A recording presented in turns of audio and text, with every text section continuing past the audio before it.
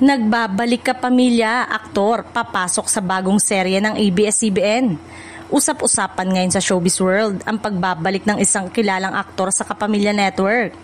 Matagal-tagal din siyang hindi napanood sa primetime, ngunit ngayong taon nga'y nakatakda na siyang bumida sa isang bagong serye ng ABS-CBN. Ayon sa mga insider, kilala ang aktor na ito sa kanyang matitinding role sa aksyon at drama project matapos pansamantalang tumahimik sa telebisyon.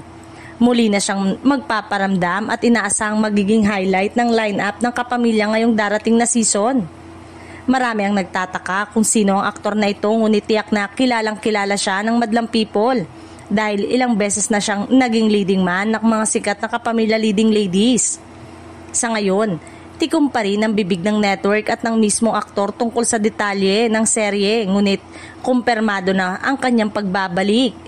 Isang patunay na nananatiling matibay ang koneksyon niya sa ABS-CBN.